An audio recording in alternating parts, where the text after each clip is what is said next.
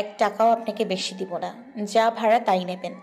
আপনার ভাড়া আমার লাগবে না আপা, আপনি 5 টাকা বাঁচিয়া বড়লোক হইতে পারলে হন, লাগবে না টাকা। আজব রিক্সাওয়ালা তো আপনি।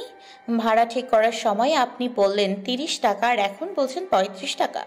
ওই মিয়া, টাকা কি গাছে হয়? হ্যাঁ, আপনারা যেমন কষ্ট করে রোজগার করেন, আমাদেরও তো টাকাটা রোজগার করতে হয় না কি? আপনার টাকা কষ্টের, আর আমার টাকা কি হাওয়ায় আসে? আর তাছাড়া আমি তো কলেজের গেট অবধি যাইনি, ওই জায়গা থেকে এতটুকু আসতে লিগাল ভাড়া 20 টাকা। আমি সেখানে আপনাকে 30 টাকাই দিচ্ছি।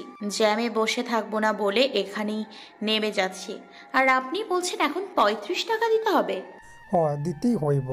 30 টাকা রিক্সাওয়ালা সিটে রেখে বলল, নিলে নেন, না নিলে ফেলে দেন। আমি যা ভাড়া ঠিক করেছি তাই দিলাম, 1 টাকাও বেশি দিব না। পাশ থেকে আরেক রিক্সাওয়ালাও এত সময় সবকিছু খেয়াল করে দেখে বলল, ওই ভাই, আপা তো ঠিকই কইতাছে, লিগাল ভাড়া 20 টাকা, আপনারে 30 টাকা দিচ্ছে, শকর করেন। রিক্সাওয়ালা আর কথা বাড়ালো না, মেয়েটি ভিড়ের মধ্যে মিশে গেল। এত সময় পুরো ঘটনাটা দেখছিল আরাফ। মেয়েটি চলে যেতে গাড়ি জানালার কাজ বন্ধ করে দিল। নিজের মনে নিজেই বলল, এত ঝগড়া করতে পারেন, অথচ ঝগড়া করে থেকে গেলেন না কেন? চলে যেতে বলেছি বলেই চলে গেলেন। সজোরে হাতের ফাইল ছুঁড়ে মারল আরাফ। ফাইলটি ছিটকে কেবিনের দরজার কাছে গিয়ে পড়ল। ম্যানেজার সহ বাকিরা ভীত সন্ত্রস্ত হয়ে দাঁড়িয়ে রইলেন। মিনমিন করে আরাফের উদ্দেশ্যে জিজ্ঞেস করলেন ম্যানেজার সাহেব, কোনো সমস্যা হয়েছে স্যার? আরাফ তেজিয়ান কণ্ঠে জবাব দিল, আপনাদের প্রতি মাসে এতগুলো টাকা কেন দেওয়া হয়? নাকে সরিষার তেল দিয়ে অফিস আসার জন্য? ম্যানেজার ছোট্ট চোখ করে বাকি কর্মচারীদের দিকে একবার চোখ বুলিয়ে নিয়ে বললেন, আসলে স্যার, সমস্যাটা কোথায় হচ্ছে যদি একটু পরিষ্কার করে বলতেন তবে আমরা বুঝতে পারতাম। আরাফের বেজায় রাগ হচ্ছে। এতগুলো কাপড় সেল হলো না, রিজেক্ট করে দিল শুধুমাত্র তার অফিসের কর্মচারীদের গাফিলতির জন্য, ম্যানেজারের ঠিকভাবে তদারকি না করার জন্য। আরাফ শক্ত হাতে কাছের টেবিলে থাবা দিল। সকলের উদ্দেশ্যে জোরে চেঁচিয়ে বলল, আমার ব্যবসার এতগুলো কাপড় রিজেক্ট হয়ে ফিরে এসেছে, এই কাজে দায়ভার কে নিবেন আপনারা? বিষয়টা সকলের কাছে পরিষ্কার হলো। বুঝতে পেরে সকলে মাথা নিচু করে রইল। সত্যি এমন ঘটনা কোনো অফিসের মালিক মেনে নিতে পারে না। তার এতগুলো দিনের পরিশ্রম, অর্থ, তা যদি বিফল হয়, তার কি মাথা ঠান্ডা থাকে? কিন্তু স্যার, আমরা তো কোনো কাজে গাফলতি। আরাফের চোখ তার দিকে পড়তেই তিনি কথা থামিয়ে দিলেন। কি বলবেন তিনি বুঝে উঠতে না পেরে বললেন, না মানে স্যার, বলছিলাম যে। একটা কথাও বলবেন না? কি করেছেন কি করেননি সেই হিসাব আমি চেয়েছি। আপনাদের ধারণা আছে কতগুলো কাপড় তারা ফিরিয়ে দিয়েছে? কই আগে তো কখনো তারা কাপড় রিজেক্ট বলে ফিরিয়ে দেয়নি। তাহলে আজ কেন দিল? অবশ্যই আপনাদের গাফিলতির জন্য।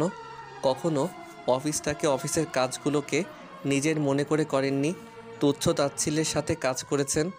এই সেই গল্প গুজব করে টাইম পার করেছেন। কীভাবে এগুলো আমার চোখে পড়ে না? আমি চোখে কালো চশমা পরে থাকি? ম্যানেজার সহ সকল কর্মচারীরা নিশ্চুপ। কি আর বলবে তারা? সজীব তাড়াহুড়ো করে কেবিনে ঢুকলো। কেবিনের ভেতরে বাইরে কর্মচারীদের ভিড় জমেছে। কিছু একটা হয়েছে, সে আগে থেকেই আন্দাজ করতে পেরেছে। তারপরও শিওর হওয়ার জন্য জিজ্ঞেস করলো, কি হয়েছে আরাফ? ভাইয়ের গলার আওয়াজে তার দিকে তাকিয়ে বলল, কি হয়নি সেটা বলো। কেন, কি হয়েছে? আমাদের সকল কাপড় রিজেক্ট করে দিয়েছে। কাপড়ে অসংখ্য ছেঁড়া কাটা, কোনো কাপড়ই নিখুঁত নয়। বলিস কি? হ্যাঁ। সজীব ম্যানেজারের উদ্দেশ্যে বলল, কি হলো ম্যানেজার সাহেব, এখন চুপচাপ দাঁড়িয়ে আছেন কেন? কতবার সতর্ক করেছি আপনাকে, তখন হেসে বলেছেন স্যার চিন্তা করতে হবে না, সবকিছু ঠিকঠাক। এই আপনার সবকিছু ঠিকঠাকের নমুনা? এতগুলো টাকার খোসারত এখন কে গুনবে? ম্যানেজার মাথা নিচু করে দাঁড়িয়ে আছে, কোনো কথার উত্তর সে দিচ্ছে না। সজীব আবারও বলল, প্রতি মাসের 1 থেকে 7 তারিখের মধ্যে আপনার সকলের বেতন দেওয়া হয়। মাঝে আমি বা আরাফ কেউ অফিসে না থাকলে বিল করতে কয়েক ঘন্টা দেরি হলে কান মাথা খেয়ে ফেলেন, অথচ এটা বোঝেন না টাকাগুলো হালাল করে খাওয়া উচিত। ফাঁকিবাজি করে খেতে বিবেকে বাঁধে না। এতগুলো টাকা লস হলো, সময় নষ্ট হলো, সব থেকে বড় কথা আমাদের কোম্পানির নামের আগে রিজেক্ট ট্যাগ বসে গেল। কোম্পানির অবস্থান কোথায় থেকে কোথায় নেমে এলো বুঝতে পারছেন? আরাফ জোরভাবে উত্তর দিল, ওনাদের তাতে কি যায় আসে? ওনারা তো অফিসে কদম ফেলতে পারলেই মাস শেষে মোটা অঙ্কের বান্ডিল পান।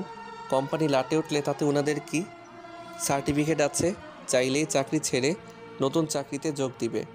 যত ভোগ তা হলো কোম্পানির পরিচালকদের। সজীব সকলের উদ্দেশ্যে বললেন, বলদ গরুর থেকে শূন্য গোয়াল অনেক ভালো। 1 মাসের টাকা নিয়ে সবগুলো বিদায় হবেন। আপনাদের মতন জ্ঞানহীন বিবেকহীন মানুষ দিয়ে আর যাই হোক কখনো অফিস আদালত চলতে পারে না। কিছু সময় পর সজীব আবারও বলল, এখানে দাঁড়িয়ে আছেন কেন? যার যার কাজে যান, গো নাও। ম্যানেজার সহ বাকিরাও কেবিন ছেড়ে দিল। আরাফ নিজের চেয়ারে বসে 2 হাতে মাথায় ঠেকালো। মায়ের এমন চিন্তা মুখ দেখে সজীব মুখে মুখে চেয়ারে বসলো। চিন্তা করিস না আরাফ, ভালো খারাপ দুটো শব্দই মানুষের জীবনে আসে। ধৈর্য ধর, আমরা খারাপ সময় কাটিয়ে উঠবো। বাড়ির লিভিং রুমে ছোটরা সবাই বসে আছে। এক একজনের পরিকল্পনা এক একজনকে জানাচ্ছে। কিভাবে তারা ছোট ভাবিকে বাড়িতে আনবে সে চিন্তা করছে। একটা মানুষের জন্য বাড়িটা কেমন ফাঁকা ফাঁকা লাগছে। আপাতত তারা একজোট হয়ে পরিকল্পনা করছে কি করা যায়। শুভ চিন্তা ভাবনা করতে করতে সোফার উপর শটান হয়ে শুয়ে পড়ল।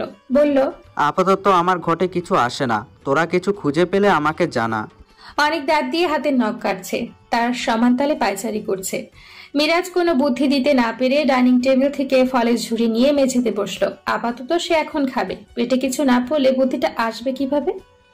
আমায়া এদের কাজ দেখে পুরো বিরক্ত, রাগ দেখিয়ে বলল, এই তোরা ছোট ভাবিকে এই ভালোবাসিস? কোনো পরিকল্পনা না করে যে যার মতো খাচ্ছিস, হটছিস। শুভকে উদ্দেশ্য করে বলল, একজন তো অলরেডি শুয়ে পড়েছে, শুধু এখন একটা বালিশের অভাব। মিরাজ খাওয়া থামিয়ে বলল, তুই কি করছিস শুনি? ঘটের মতো বসে আসিস, সুস্থভাবে খেতে দে, বিরক্ত করিস না। পেট ঠান্ডা হোক, তারপর বুদ্ধি দিচ্ছি, ওয়েট কর। আমায়া মুখে ভেঙচি কাটলো। কি এমন বুদ্ধি দিবে তা ভালো মতোই জানা আছে। কি রে শানু, এই অসময়ে শুয়ে আছিস কেন? শরীর খারাপ তোর? সানায়া ছোট্ট করে উত্তর দিল। শায়লা এগিয়ে সে বোনের মাথা কপালে হাত ঠেকালো। কই, জ্বর তো নেই, তাহলে মাথা ব্যথা করছে? না। তাহলে শরীরটা কেমন ম্যাচ ম্যাচ করছে, বিরক্ত করিস না। শায়লা চুপচাপ সরে এলো। কি জানি কি হয়েছে মেয়েটার, আগের মতো করে বাড়ি কেউ মাতিয়ে রাখে না। কেমন ভুতুরে বাড়ি মনে হচ্ছে এই বাড়িটাকে। চটপটে মানুষটা দেখো এই অসময়ে কিভাবে কাঁথা পেঁচিয়ে শুয়ে আছে। হয়তো শরীর খারাপ লাগছে। বিরক্ত না করাই ভালো। সানায়ার কলেজে যাওয়ার রোড এবং আরাফের অফিসে যাওয়ার রোড সেম, তবে সানায়ার কলেজ বড় রোড থেকে ডানি মোড় নিয়েছে আর আরাফের অফিস মেন রোডের সোজা বরাবর যেতে হয়। একই বড় রোড হলেও দূরত্ব রয়েছে। দুপুরের পর আরাফ অফিস থেকে বেরিয়েছে। বাড়ির উদ্দেশ্যে বের হলেও কি মনে করে একবার কলেজের দিকে গাড়ি ঘোরালো। সকালে ওইভাবে মেয়েটা দেখেছে, আর একবার কি দেখা হতে পারে না? আরাফ নিজের মনে মনে চিন্তা করে নিল, যদি সামনাসামনি দেখা হয় বলবে অফিসের একটা কাজে এই রাস্তায় এসেছিল, আর যদি দেখা না হয় তাহলে তো হিসেব আলাদা। কিছু সময় পর গাড়ি কলেজ গেট বরাবর থামলো। গেট থেকে কিছুটা সাইড করে গাড়ি থামালো আরাফ। কলেজ গেটের বিপরীতে ঠিক সামনাসামনি একটা চায়ের দোকান। আরাফ হেঁটে গিয়ে সেই ছাউনিটায় দাঁড়ালো। দোকানে এলে শুধু শুধু দাঁড়িয়ে থাকতে কেমন একটা লাগে। কিছু একটা চিন্তা করে চট করে চায়ের অর্ডার দিল। চা খেতে খেতে না হয় অপেক্ষা করা যাক। আরাফ বারবার নিজের হাতের ঘড়ির দিকে চাইছে আর কলেজ গেটের দিকে চোখ রাখছে। কাঙ্ক্ষিত মানুষটি বাদে বহু লোকজন সে গেট দিয়ে আসা যাওয়া করছে, কিন্তু সে যাকে খুঁজছে তাকে পাচ্ছে না। অলরেডি এত সময়ে তার চা 3 কাপ খাওয়া হয়েছে। আর কত চা খাওয়ার অজুহাত দিয়ে এখানে বসে থাকবে? চা বিক্রি করছে একজন মধ্যবয়স্ক ভদ্রলোক। তিনি সেই প্রথম থেকে আরাফের এমন আচার আচরণ অনুসরণ করছেন। তিনি সাহস জুগিয়ে কিছু জিজ্ঞেস করতে পারছেন না। যদি কিছু মনে করে তিনি আরাফের মনোযোগ পেতে কাশি দিয়ে জিজ্ঞেস করলেন, বাবা চা আরো দেব? না চাচা, আপনার বিল কত হয়েছে? 1 কাপ রং চা 7 টাকা, তাহলে 3 কাপ 21 টাকা। আপনি আমাকে 20 টাকা দেন। আরাফ 100 টাকার একটা নোট এগিয়ে দিয়ে বলল, 20 টাকা খুচরা নেই চাচা, আপনি এটা রাখুন, বাকিটা ফেরত দিতে হবে না। আমি ভাঙতে করে দিই বাবা। লাগবে না চাচা, আপনি রাখুন। কি মনে করে আরাফ আবারও পেছনে ঘুরে জিজ্ঞেস করলো, আচ্ছা চাচা, কলেজ কি ছুটি হয়েছে? সঠিক বলতে পারেন? কলেজ ছুটি হয় 4টের সময়, তবে ছেলেমেয়েরা কেউ কেউ 2-1টা ক্লাস করে ছুটি নিয়ে চলে যায়। অনার্সে যারা পড়ে তারা তাদের ইচ্ছা মতো আসে যায়। আচ্ছা চাচা, আসি। আপনি কি কাউকে খুঁজতে এসেছিলেন বাবা? ওই রকমই, তবে বিশেষ জরুরি কিছু না। আসি চাচা। আরাফ শেষবারের মতো কলেজ গেটে একবার চেয়ে দেখলো। হতাশ মনে গাড়ি স্টার্ট দিল। যে উদ্দেশ্য নিয়ে সে এসেছিল তা ধরা দিল না তাকে। 2 দিন কেটে গিয়েছে। সানায়া বাড়ি ছেড়ে গিয়েছে। একটা মানুষের জন্য সারা বাড়ি জুড়ে কেমন পিনপত নীরবতা। মা থেকে শুরু করে ভাই বোনগুলোও তাকে দেখে কেমন একটা চুপচাপ রয়েছে। কেউ তার সঙ্গে তেমন কোনো কথাই বলছে না। বিষয়টা আরাফ প্রথম দিনই খেয়াল করেছিল। কিন্তু পরবর্তীতে বিষয়টা ঠিক হয়ে যাবে বলে ছেড়ে দিয়েছিল। কিন্তু পরিবেশ পরিস্থিতি ঠিক হওয়ার পরিবর্তে আরো বেশি জটিল হয়েছে। পুরো বাড়ি কেমন নীরব নিস্তব্ধতায় ছেয়ে গিয়েছে। আজকাল নিজের রুমটাকেও আরাফের কাছে নীরব ভূতের গুহা বলে মনে হয়। সে না থাকলে ঘরটা কেমন অন্ধকার হয়ে থাকে, কেউ আলো অবধি জেলে রাখে না। আগের 3টা মাস রুমে পা দিতে ঝগড়ুটে বুড়ির মুখটা দেখা যেত। রুমের এপাশ থেকে ওপাশ তার পদার্পণ ছিল। সময় সুযোগ পেলেই কোমরে কাপড় বেঁধে ঝগড়া করতে শুরু করে দিত। সকালে ফ্রেশ হয়ে আরাফ অফিসের জন্য তৈরি হচ্ছিল। হঠাৎ চোখ পড়ল ড্রেসিং টেবিলের সামনের তাকটায়, যেখানে গত 3 মাস মেয়েদের প্রসাধনী জিনিসগুলো ব্যাপক জায়গা দখল করেছিল। সময়ের ব্যবধানে সে জায়গাটা এখন ফাঁকা পড়ে আছে।